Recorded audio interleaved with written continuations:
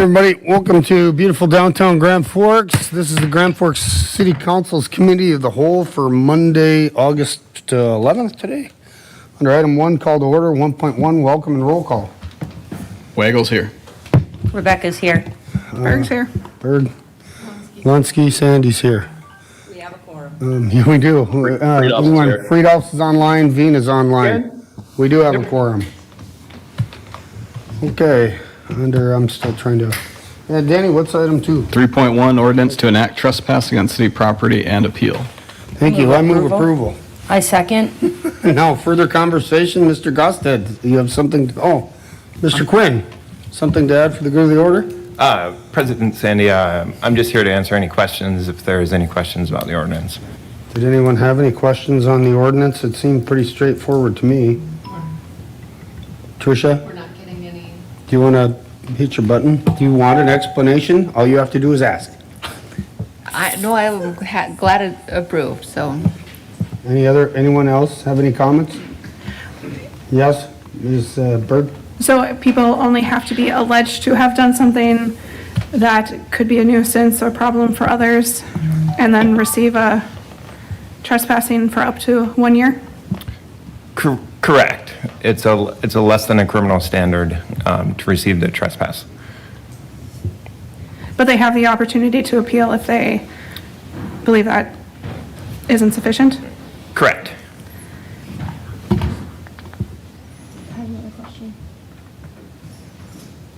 Great.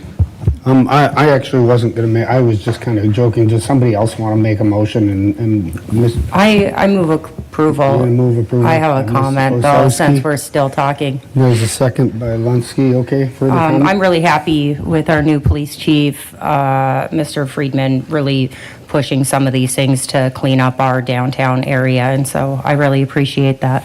Thank you. Coincidentally, my daughter went to Ramos Guy's pick up pizza on last night? No, Saturday night. I was gone. Got accosted by a homeless person. Had chased her until she jumped into her car and locked the doors. And she called me, and I wasn't able to answer. She called my wife. She told her to call the police, but she was already driving home. But certainly was quite upset about the situation. I agree. I'm glad our chief of police, which of course he takes everything seriously, I'm glad he's taking this very seriously as well. Yeah, I had also another person following my daughter and her friend while they were walking very near to downtown, and so I didn't appreciate hearing that either. They did report it to my daughter's friend's mother at the time, and they got home safely, but I appreciate the crackdown. President Sandy? Yes, Ms. Bird? I want to point out that this does not include sidewalks or streets, and so in those incidents, I would encourage people to still call law enforcement for assistance.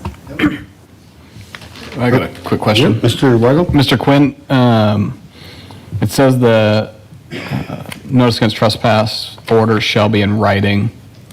Do we want to have anything in there? I'm just trying to think of, if I was an attorney, how I'd fight that. It just says it has to be in writing. It doesn't say that they have to accept it. Do we want to add anything in there saying that if they refuse to accept it, that it still was served lawfully? Or I'm just trying to think of the other side. If I refuse to take the order that the officer gave me, and then I try contest it or whatever the case may be, I'm just trying to think on the other side of things. Councilmember Weigel, that's something we can certainly add.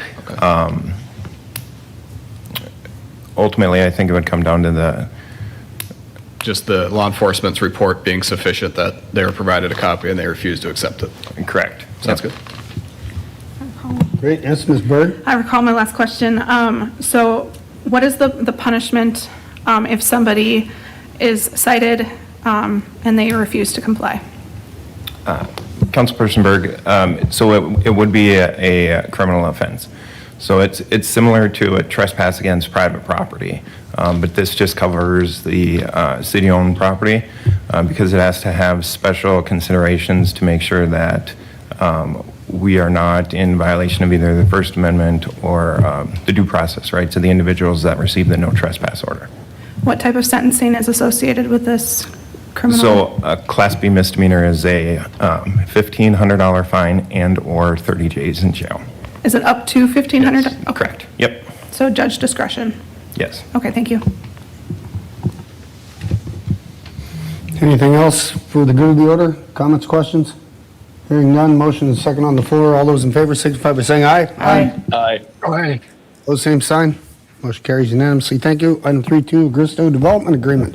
Mr. Phelan. Council President Sandy, members of the committee, whole good news. I know there's going to be two questions. Number one, Agristo is looking to close on the property, the otherwise known as the Fufang property, at the end of the month. That's their goal. Number two, they have submitted to the Committee on Foreign Investment in the United States, otherwise known as CFIUS.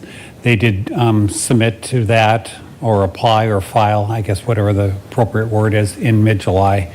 Regarding those two things, I know those are two important things. So the important part is they're moving forward.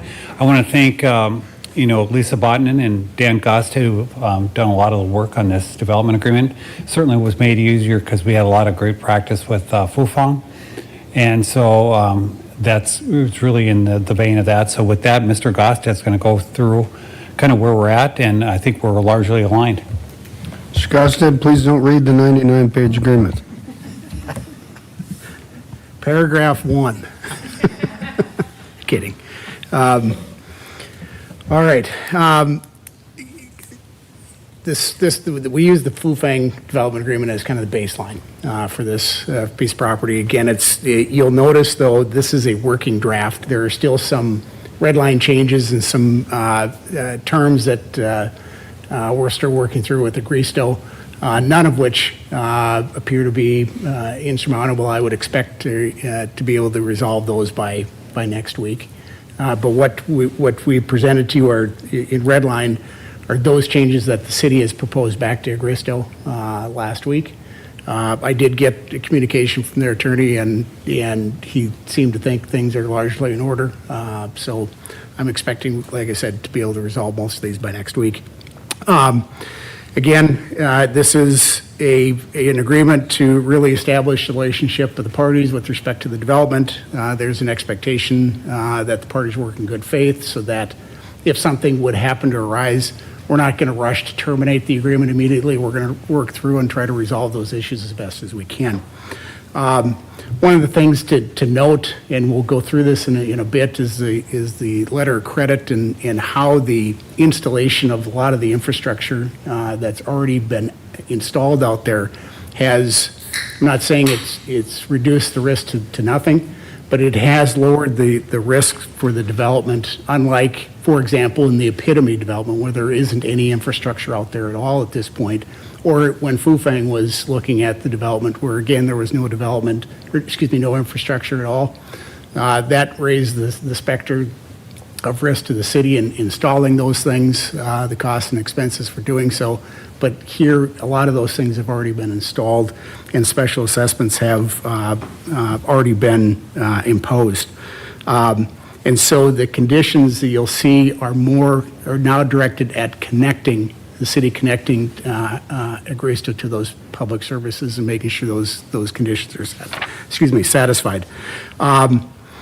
I also, before I go too far into it, I also want to really appreciate Lisa Botnan's efforts in this. She really, rather than going to every department, she was the one that did the legwork in getting a department review and getting information from each of the departments as to what they thought was needed. So it was very helpful and a very efficient means. The definitions, there's a lot of them, but I want to focus on the city infrastructure because there's three components to that. The first is the infrastructure along 27th Avenue North, or what's called the 27th Avenue North infrastructure, then potable water infrastructure and stormwater infrastructure. The 27th Avenue North there's two components. There's paving and then sanitary sewer or wastewater component. The exhibits describe the infrastructure that has already been installed, is being installed, or planned to be installed in the next couple of years. Exhibit 1.4 describes the paving that's anticipated to be done along 27th Avenue North. That's in the summer of 26 and then in 27. Sanitary sewer, Exhibit 1.5, again describes that infrastructure that has been installed. You'll notice that if, depending on what their wastewater discharge volumes are, we may need an improvement in the lift station 49, and there's an estimate, a very rough estimate as to what that cost would be of $450,000. And in that exhibit, it also describes that the parties would then work through how we'd cover that cost, either through a special assessment or utility fees. The potable water, that is completed. That's described at Exhibit 1.49. And then stormwater infrastructure is described in Exhibit 1.53. There is an expansion, collection system expansion in 26 and 27 that is described on that Exhibit 1.53. Section 3.1, again, establishes that good faith relationship between the parties and the framework for moving forward with the development. A couple of things that Exhibit 3.2.3 are the information that each of the departments are looking for to start their review of this particular development, from wastewater discharge, transportation, solid waste, and other environmental matters, information that we're looking from Agristo from them to start that review process. I understand there's already been quite a bit of information that's been exchanged already between the departments and Agristo with respect to the development and their expectations and our expectations. And this information will also be used to develop that utility service contract so that we know how to the enforcement and that they're complying with what our expectations are in their operation going forward. The utility service contract will also deal with fees and other things aside from the special assessments. Section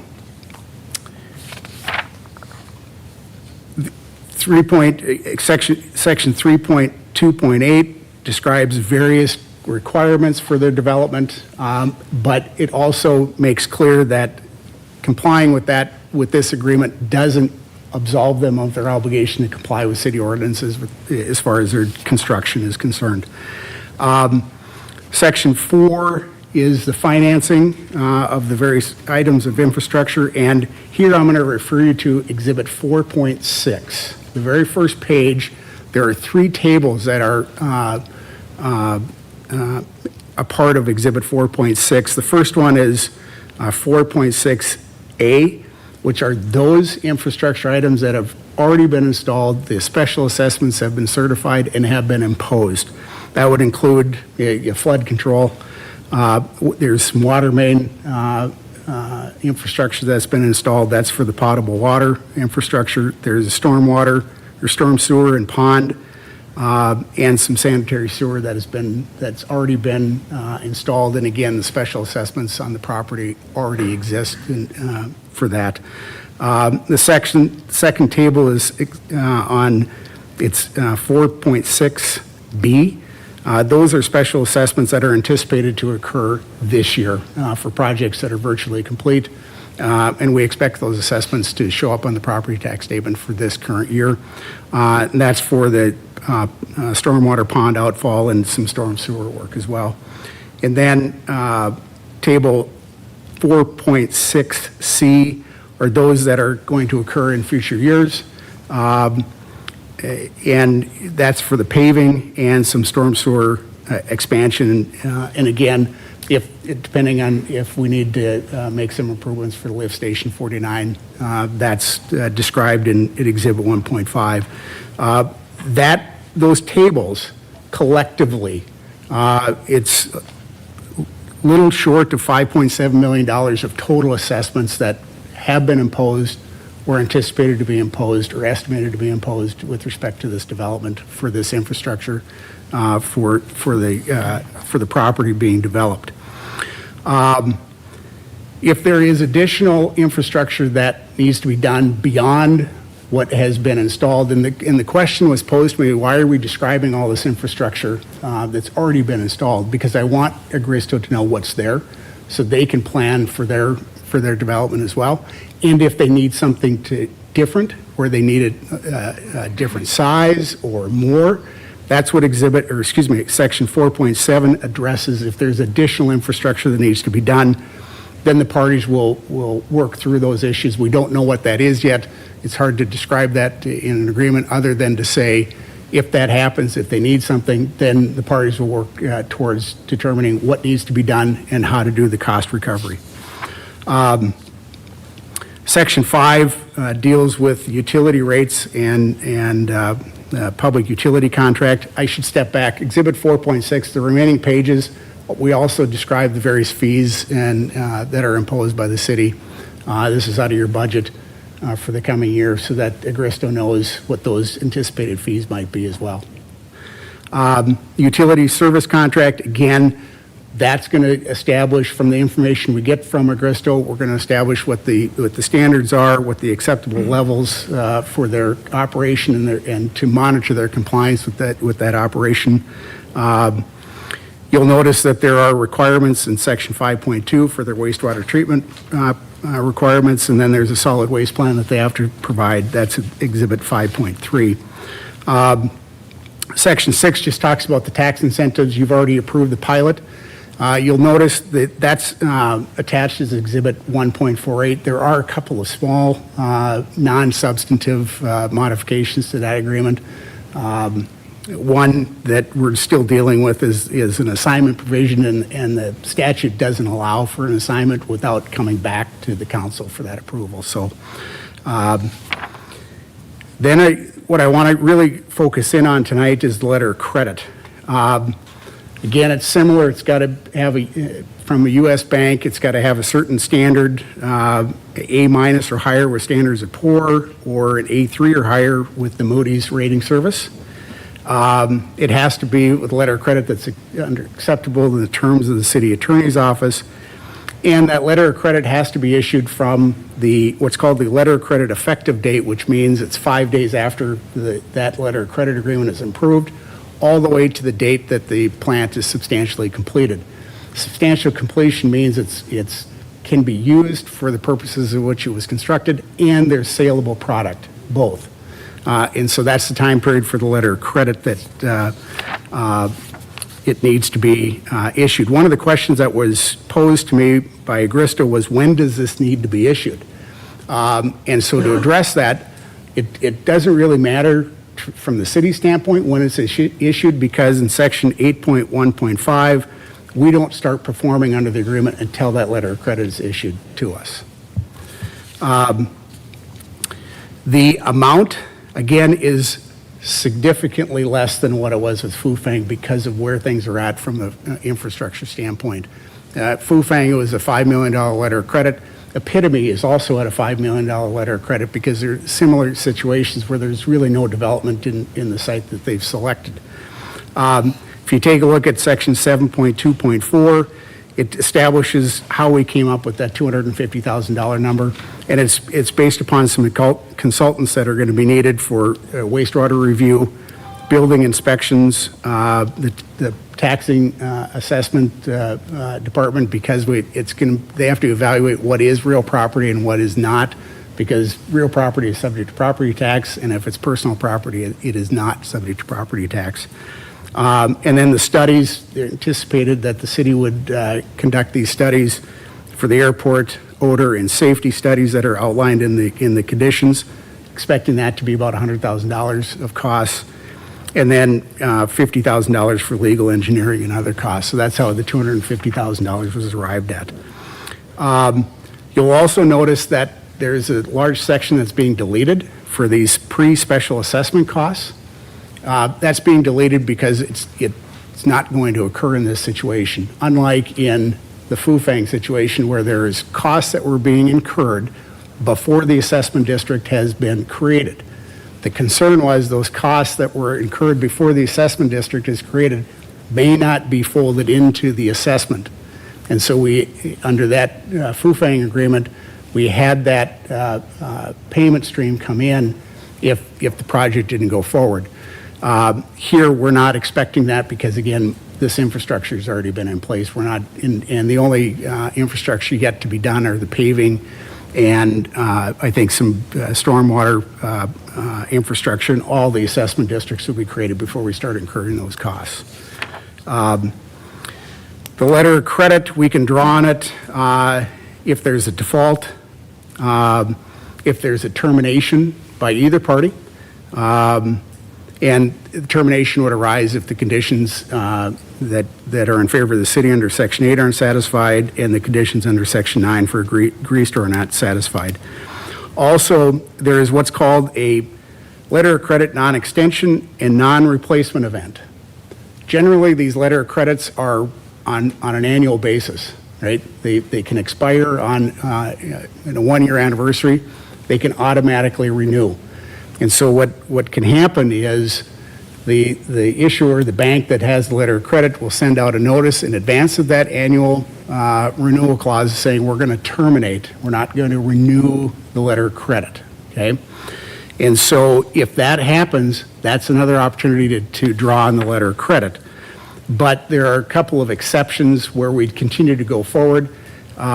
First, if there is this non-renewal notice that we get from the bank on the letter of credit, the city can then draw on that letter of credit, draw the full $250,000 in this instance. But if there's no default or there's no reason to terminate or stop the development, what we've done is we've created an escrow agreement where those funds would be placed into a bank account in the name of the city, and it would effectively replace the letter of credit. So instead of a letter of credit, now we've got cash under those set of circumstances.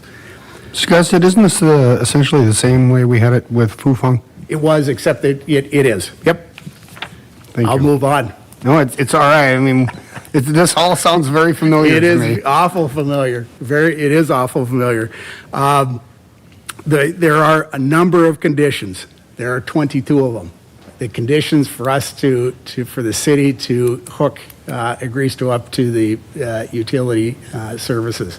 Again, the fact that a condition, there might be an issue, doesn't mean we're going to rush off and do a termination. We are going to work in good faith to try to resolve those issues before it happens, okay? One of the conditions is, again, that they get all government requirements. And again, I think this is duplicative, but it requires them to, now specifically sets out the CFIUS requirement, and that we get some notice that it's not prohibited by the CFIUS review.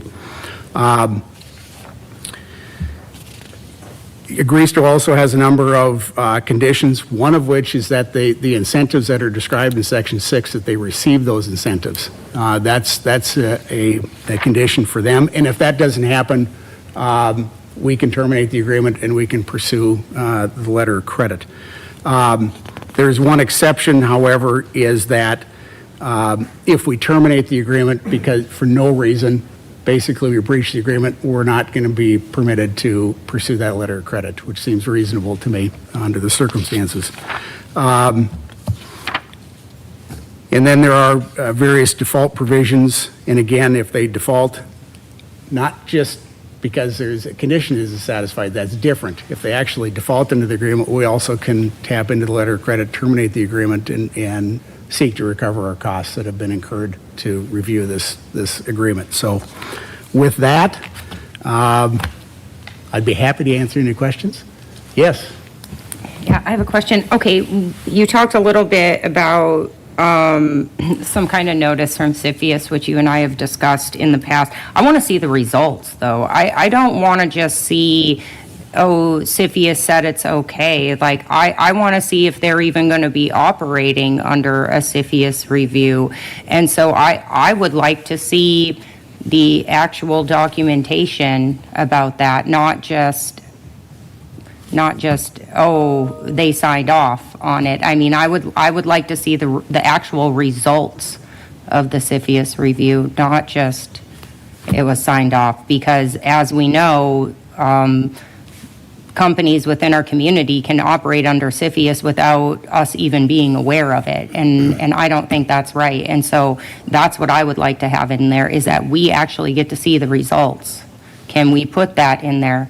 And that's exactly what that, I think it's 8.1.22. Is that where it is? That we get notification that construction and operation of their facility is not prohibited by that federal law that CFIUS was created under. Right, but CFIUS, there are three, I mean, there are three different situations with CFIUS, is either they 100% get a go-ahead, they get a no, or they operate under a CFIUS review. And I want to see which one it's going to be, not just CFIUS gave them the go-ahead, because then we don't even know if they're operating under CFIUS within our community. And so I want to see the actual results of it, not just, here's a CFIUS, oh, they said, CFIUS said we're okay, here's a check mark. I want to see the paperwork is what I would like to see. And so can we put in their development agreement that they are required to share the results of the CFIUS review? We may be talking past each other, because I think that's what That's what it states. 8.1.22 is intended, is that we're going to get something from, let me read the provision here, so I'm speaking correctly. I just want to make sure it's clear that we understand what we're getting into, and not just if they're operating under a CFIUS review or not. Mr. Costa, will we get whatever documentation Agristo gets? We may not get the entire file that's held in that Department of Treasury We're going to on get. the matter, right? Yes, we're going to get, if they've been issued a notice, determination, decision, conclusion, or other pronouncement demonstrating their ownership and construction and operation is not prohibited or subject to suspension, including prohibited or suspended under, and I've cited to the federal statute that CFIUS was created under. So that's what I put in. We'd get that notification that they're not prohibited by that federal law. But what's the difference of them being prohibited or operating under CFIUS? And that's what I want to make sure I know when we go forward on this, is because being prohibited is, because I want to know. I think we have a right to know if they're going to operate within our community under a CFIUS review or not. It does say in there, and Mr. Gosta didn't mention it, the developer shall provide the city a true and correct copy of all such notices, determinations, decisions, conclusions, or other pronouncements from the CFIUS committee or the president. Okay, so we So they get to shall, see they all have of to. it. They shall. And again, we may be talking past each other. I'm not expecting I'm going to get a file cabinet of documentation. I'm expecting that we're going to get a letter or some documentation that shows the decision made by CFIUS. It could even be by the president, right? Because they can refer it on to the president of the United States for a decision that the operation and construction of this facility is not prohibited by that federal law. Do you consider prohibited, though, them operating under a CFIUS review? I consider it as meaning, because I understand they've already made application in the middle of July, and I believe it's going through its process. And if it's not prohibited by that federal law, I don't think I could then stand in and say, well, you can't continue to operate, even though the federal government has said you're not prohibited. It's the best I can do. Thank you, Mr. Yep. Gusted. Mr. Weigel? Thank you, Mr. Gosta. Like President Sandy said, a lot of this sounds awfully familiar from last time, and just want to thank you and your staff for putting everything together. And with that, I'd move approval. Thank you. I second. Moved by Vice President Weigel, second by Osowski. Further comments or questions? Anyone?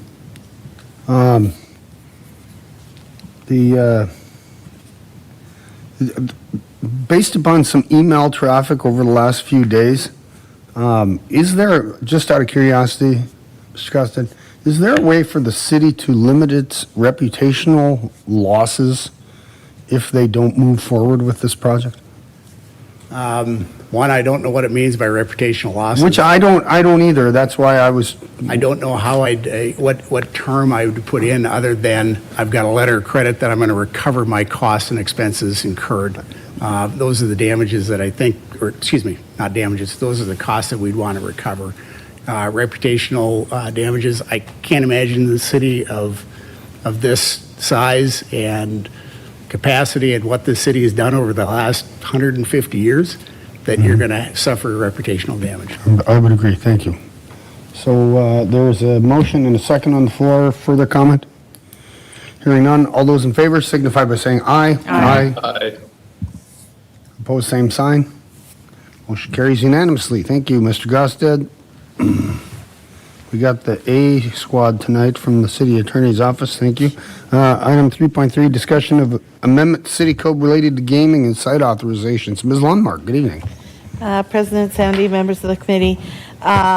Just kind of a follow-up from some comments that came up last week and possibly the week before. We have worked and provide various information regarding some thought or discussed changes with our gaming regulations. And Mr. Gosted has drafted a resolution that would address those. I did include in your packet information as requested previously distributed list of who currently holds the site authorization. We currently have 37 within the city through various, kind of distributed through various organizations. We do have one organization that currently holds 10 sites and one that holds 9 at this moment. I also included a list as requested of places that have an alcohol license but don't currently have gaming, as well as House Bill 1615, which lays out the ability that the city would have to adopt a policy with some requirements as to being able to deny an organization a site authorization and parameters for that, as that was another concern that's been discussed by the city council as far as limiting gaming to perhaps organizations that have some tie to the community. So I have that information here before you and open to questions, comments. Mr. Gosted is here. His draft ordinance is attached. So. Thank you, Ms. Lundmark. Vice President Weigel? Sure. I brought this up a few weeks ago, and I just want to say thank you to the folks from Listen Center and DHI that have joined us to talk about this this afternoon. I understand these funds are important to their mission. They're important to the people that they help every single day, and know that I'm supportive of the work that they do because it's not easy work. And so I do appreciate that. The reason this came up for me was I've had people reach out that are part of other nonprofits that are interested in getting into the charitable gaming side of things, but don't have the opportunity to, or they feel they don't have the opportunity to because sites are all taken. And so I bring this back for discussion. Two of the organizations were opposed to limiting it to 5. Or going down to 5, but I think somebody did mention that they would possibly be okay with 7, going back to where we were in 2018. At a minimum, I think it's important that if we don't adjust the site locations, I do think it's important that we maybe take some of the other suggestions or other writings that Mr. Goss had put in the ordinance about money staying in Grand Forks. And so I would open it up to comments and thoughts from all you. Thank you, Vice President Weigel. Yes, Ms. Berg? I appreciate the intention that was behind this initially with looking to open up the door and avenue for other nonprofits to look to the charitable gaming for other income to support them. But I can't support restricting our local business owners from being able to choose who they want to work with. We only have 2 gaming sites that produce live gaming, such as the blackjack, the pig wheel, and the bingo. And so if we limit the number, we're limiting businesses on what sorts of gaming they want to be able to provide their consumers. And so I just can't support that part. But I am open to keeping dollars local. Thank you, Ms. Berg. Ms. Osowski? Yeah, after having a nice conversation with DHI, we used to have a cap at 7, and they had to come back and ask for us to raise it because there were other bars within our community that wanted full-on gaming. And I think until even another charity wants to come up, and try to get into full-on gaming, it's not right for us to put a cap on these other charitable organizations. I mean, DHI and the Listen Center, they actually, employ their own blackjack dealers. And if we, start cutting how many sites they can have, they're going to have to lay off people. They do a good job, and also there aren't other opportunities for bars to get full-on gaming within their sites, and I think that's probably the biggest issue. So, thank you. Thank you, Ms. Osowski. Yes, Ms. Lunsky. I guess I was curious about the cap too. Like, why do we feel we can tell bar owners who they can and can't have? So why was that cap ever introduced? Why was the cap originally introduced? Right. Well, I can't speculate on that. Mr. Gosted, perhaps you know the history? I don't know the history on the cap, other than I think there was, what the discussion just had was 7 wasn't enough because they weren't able to serve the bars. I don't know how they arrived at 7 to begin with. The statute does allow for site authorizations, and you're not really picking and choosing. You're just limiting, you can only have X number of sites that you can do gaming. The gaming organization can decide where they want to, and the bar owner obviously can decide where these locations are at. I don't know why 7 was selected as the number at the time. So, and nowhere in here do we talk about keeping the money local. Are we considering that? I think it does talk about keeping the money local in the ordinance. There's a distinction. Yeah, it's what it is the employees have to be local, and a certain amount of the board members must be in Grand Forks, and it must be within Grand Forks County. Correct. The state statute does not allow the governing body with respect to a site authorization to direct, as part of that, making it a condition as part of that site authorization, that where those dollars are contributed by the gaming organization. But with the new statute, it allowed for the governing body to include certain qualifications, and that's, the qualifications are that the organization is local. I can't direct where they donate their money, but that's what that section 3 is directed at, is these are now going to be local organizations, at least within Grand Forks County, that their principal executive office is located here. They have a certain number of employees residing within Grand Forks County, and those board members that make the decision as to where their funds are donated would also be residents of Grand Forks County. Thank you. Great. Mr. Veen or Mr. Friedolfs, anything to add? This is Mike. So is there a possibility of going back to the old ordinance with 7, or are we looking at 5 for this? Vice President Weigel, yes, sir? I think we could amend this, or direct the city attorney to amend it back to 7. I think we have the option of whatever we want to do. I've had some great conversations with, multiple organizations, and I will say when this first came up, we look at their budgets and, we think they have this big bucket of money, but the bucket of money does go to some really good things in Grand Forks. And so, cutting them at the knees, I don't know if that's really the way to go, or just kind of reducing it over time to the point where they become self-sufficient and find other means. But I think 7 feels like a good number. Thank you, Mr. Friedolfs. Thank you. Yep. Mr. Veen, going once? Yeah. Yes, sir? One quick question on that. What's the limit right now is 10? Is that right? The limit right now is 10. Mr. Gosted has something to add for the good of the order. Yes, sir.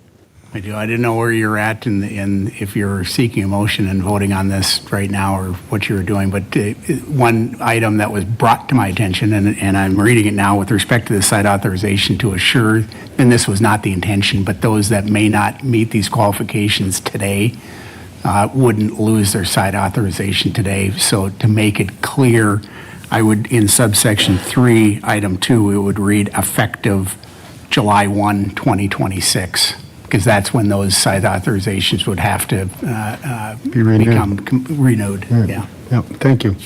Mr. Veen, anything further? I'm sorry to interrupt you, sir. No, it's good information. I guess what I'm looking at is we have 10 currently. I guess I'm not for sure what's broken, and from that part, I'm very content with leaving it as is. Thank you, Mr. Veen. I think my personal, the thought of changing and reducing the site, the available sites or the sites that organizations can have, it appealed to me because I want to figure out how we can wean the arts and the social services folks off of the government dollars that are coming out of 2163. So for me, this was a potential way to, if we limit them, that means that there's more gaming sites available, and therefore it's easy for us next budget year to say, no, we're not going to spend money out of our economic development fund for these things because you can all fight over the gaming sites and try to work together and generate some revenue. So I think the current gaming entities have gotten caught in the crossfire of the city trying to manage other finances. We are, the city, of course, we have our 3% budget cap. And as we talked about earlier today, the not-for-profit groups that have 10 sites have lots of liquid assets, but they do that because they need it in case of budget shortfalls, government regulation changes, those sorts of things.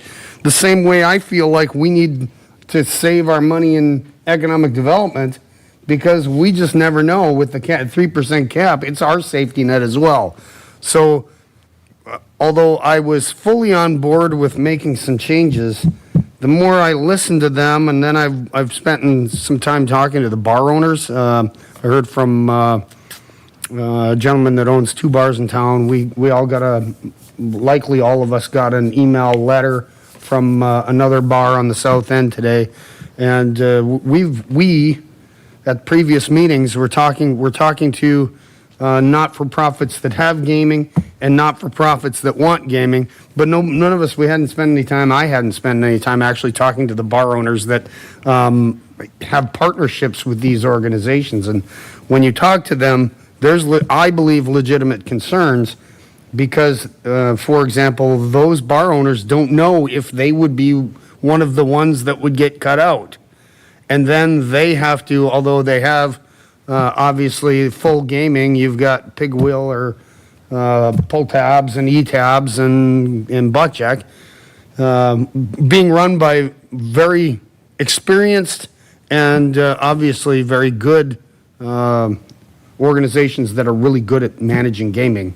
And so when you talk to the bar owners, there was some, I think, legitimate concerns that not only are we going to be telling them that they can't use the people that are best at it, we're going to tell them that they have to go find somebody or somebody else has to find them who likely isn't going to be as good at managing that. So my personal take after listening and thinking and talking to people like DHI and others is I think we should probably stay out of it. The very first board I ever served on was Grand Forks Convention and Visitors Bureau. Mayor Brown appointed me in 2004, and my first meeting was a Thursday, and Friday I fired their gaming manager, the new guy. That was the day after my first meeting. The gaming manager was stealing, and nobody in the room, the really nice people that were on the board, none of them had the capability or wherewithal, the interest to actually have that conversation. So I got appointed because I was the new guy. Point being, I've seen firsthand how hard it is to have good gaming managers, good people, and I think I wouldn't feel right making this change after having those conversations and thinking about it. So although I really do want to see some of these other not-for-profits get in this business if they want to. I think you look at the Children's Museum as an example. DHI helped them set up their gaming. They've recently hired their own gaming manager. They're going to start doing full gaming, and they've managed to secure 3 places because they've been hustling, meeting with them, talking to them, and those organizations, the bars, restaurants, believe in what they're doing. So I think if some of the other nonprofits start hustling and do the same things, and I don't know, maybe you don't want them out trying to scalp gaming away from other organizations, but if that's what the bar owners believe in, if they believe in that mission, then the bar owners have every right to make those changes themselves. So I'm not interested in making the change today, but that's just my opinion. Vice President Michael, yes, sir. I'm not sure who could answer this question, or Ms. Lundmark, I don't even know if you can answer the question. How many organizations in the last 10 years have got into gaming in Grand Forks that weren't already established prior to 10 years ago? Let me just take a quick look down the list here, because I know when I started with the city and working with gaming, I don't promise that I have an accurate way to say each, but Citizens Assistance Program has been here for a long time. The Legion with Thompson has been here for a long time. I think we've got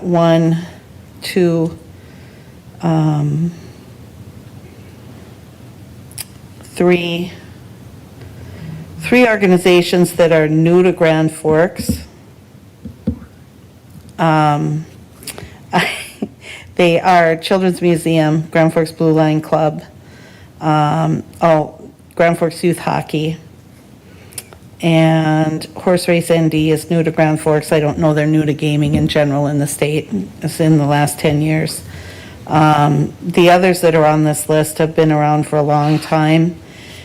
Some of them have changed the types of gaming that they do, sometimes due to staffing, management costs, and that's part of what created our problem back in 2019.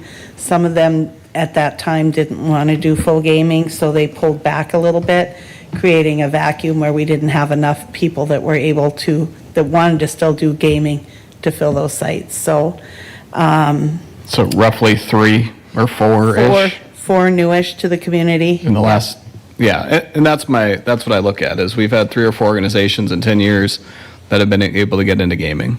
Not because they're not trying, not because they don't have potential to be good. I don't doubt that there's very good professionals that run gaming for good organizations. But that doesn't mean that there couldn't be more that are going to become very good at gaming as well. And the only way to get experience is by doing something. And so I obviously know where this motion is going to go. But I would make a motion that we take the ordinance as written by the city attorney, and instead of 5, I would ask for 7, change that to 7. And then also keep the requirements that the board members and so on reside in Grand Forks. Mr. Gosted? My only question is, how many employees and how many board members do you want to reside within the county? I would say 75%. There's a motion by Vice President Weigel. Is there a second? Second. Second by Friedhoff. Thank you. Further comment? Yes, Ms. Berg? I worry about that because right now I'm questioning, so like the cap is 10, right? Are we restricting businesses right now by having a cap?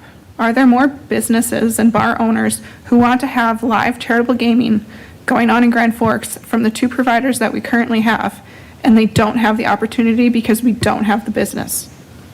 I thought they said one only has 9, so they're still open. And I believe it's more than 2. I believe there's Blue Line Club, there's the Listen Center, and there's DHI that I'm aware of that does full-on gaming. So I'm not sure how many the Blue Line Club has, but I'm pretty sure they do full-on gaming also, so. And NDAD also does, they have Southgate. Okay. Yeah, there's lots. There's quite a few. Yeah. Okay, so then initially, Mr. Weigel, you had talked about, we created this conversation because nonprofits were feeling like they didn't. And I think there's a difference between feeling like you don't have a chance to get in the door and not getting in the door. And I think would that's up to business owners and how aggressive maybe a nonprofit is with making their case with the business owner. And I have, just to elaborate on that, I have talked to two that have gone through the process. They've talked to a ton of bar owners to try get in, and they have been told no. So it's not just the feeling you can't get in, but also that they have done their best to try get in. However, they're not able to right now. Yes, and I spoke with several bar owners, and there's some well-oiled machines with the current charitable gaming that is going on, and they don't want to ruin a good thing that they have with what they currently do. But I'm hesitant to change the cap. I also think of Mr. Krosnick's email that he sent earlier on how the Fargo horse racing was one of his biggest sponsors at the Buddy Classic. So those charitable dollars are coming back, and so are we creating a problem by trying to fix a problem that doesn't exist or may not exist? Is that a rhetorical question? Okay. Yeah. Okay, sounds good. Feels rhetorical. Further comments or anything else for the good of the order? The motion would be to reduce it from 10 to 7, where we were in 2018, and then, 75% of the correct. employees and board members have to be in Grand Forks County. Yes, Ms. Burt? I also want to add, having 75% of your board members can be, I think that's a very large amount.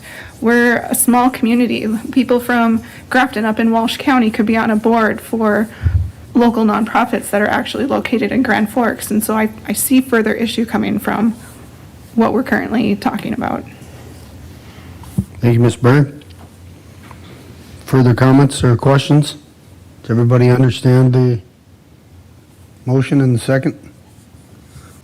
Ms. Storstad, we can do a roll call vote, please. Certainly. All right, Weigel, Yes.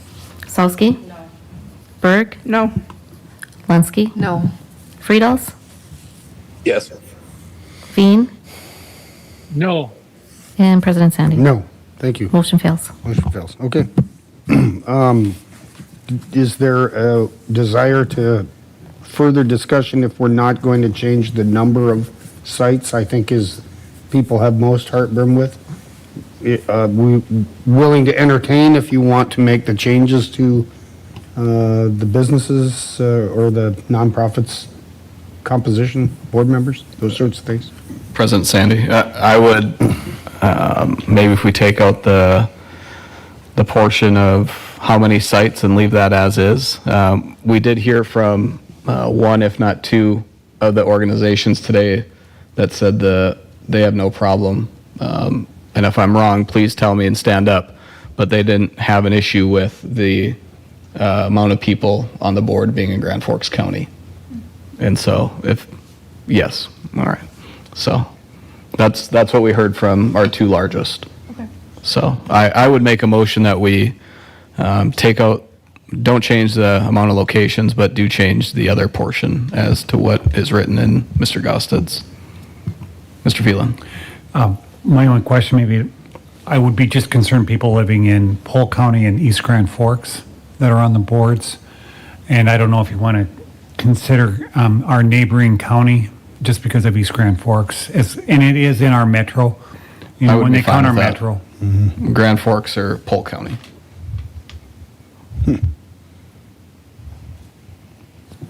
Good idea, Mr. Phelan. So there's a motion by Mr. Weigel. Is there a second? Second by Lunsky. Further comment? Okay, we may as well do another roll call vote, please. All right, Weigel, Yes. Solsky. Berg, Yes. Lunsky, Yes. Friedels, Yes. Veen, Yes. and President Sandy. Make it unanimous. Unanimous. Thank you. All right, motion Okay. passes. Great. Thank you, Mr. Weigel. Thank you for leading us in that. This is important work, so. Under item 4, council member discussion items for the good of the order, Ms. Osowski, No, thank you, Mr. President. Ms. Berg.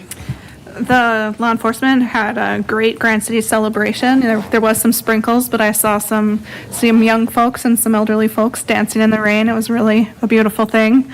This week, we also have the senior center ribbon cutting or grand reopening, as well as the grand opening of the Career Impact Academy.